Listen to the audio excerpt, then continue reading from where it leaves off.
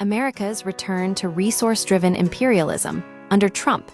The administration of former President Donald Trump openly pursued a strategy of aggressive resource acquisition in the Western Hemisphere and beyond. This shift, revealed through direct statements and policy shifts, signaled a return to a more assertive, and some critics say, imperialistic approach to energy and material dominance. The Venezuela intervention in January, Trump described his administration's actions in Venezuela bluntly. "We're gonna get the oil flowing the way it should be." This followed an unannounced intervention in Caracas that led to the arrest of President Nicolás Maduro. Framed under federal drug trafficking charges, but widely seen as a power grab, Trump explicitly linked this action to energy dominance, warning Colombia, Mexico, Cuba, and other nations to expect similar pressure. The administration also expressed interest in acquiring Greenland, with a senior advisor stating that the territory should be part of the United States.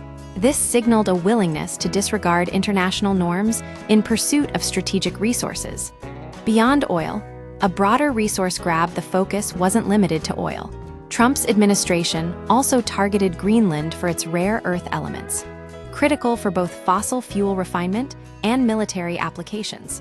The U.S. seized Venezuelan oil tankers, claiming the right to control future sales and extract 50 million barrels of oil at market price. Despite skepticism from industry analysts about the viability of a quick Venezuelan oil resurgence, speculation drove up stock prices for companies like Chevron, which had existing deals with the Maduro regime. The rationale and consequences. Experts like Catherine Abreu of the International Climate Politics Hub described the moment as really uncertain, scary, where aggressive business practices were openly prioritized. Abreu noted that Venezuelans had mixed reactions, with some supporting regime change but fearing U.S. intervention. The U.S. strategy was driven by a desire to control global energy flows and geopolitical influence, with Trump's former energy director, Landon Darrence, admitting that Venezuelan oil was merely an enabler for broader dominance. The Monroe Doctrine, reborn the Trump administration, revived a modern version of the Monroe Doctrine, asserting the right to intervene in Latin America to install governments aligned with U.S. interests. This approach was formalized in a new national security strategy document that called for enforcing a Trump corollary to the doctrine. Critics, including Basav Sen of the Institute for Policy Studies, characterized this as naked 19th century imperialism, warning that it signaled to the world that countries must yield resources to the U.S. or face intervention. Renewable energy and the future. Abreu argued that a transition to renewable energy could reduce vulnerability to such tactics, as fossil fuels inherently require constant pursuit of new sources. However, even renewable energy development was framed through the same lens.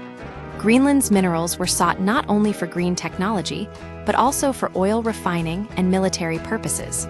The administration's withdrawal from international climate agreements further underscored its rejection of multilateral norms in favor of unilateral action.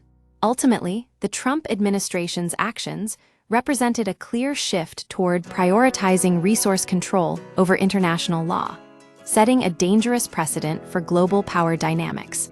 The willingness to disregard sovereignty in pursuit of economic and strategic advantage signaled a more aggressive era of U.S. foreign policy.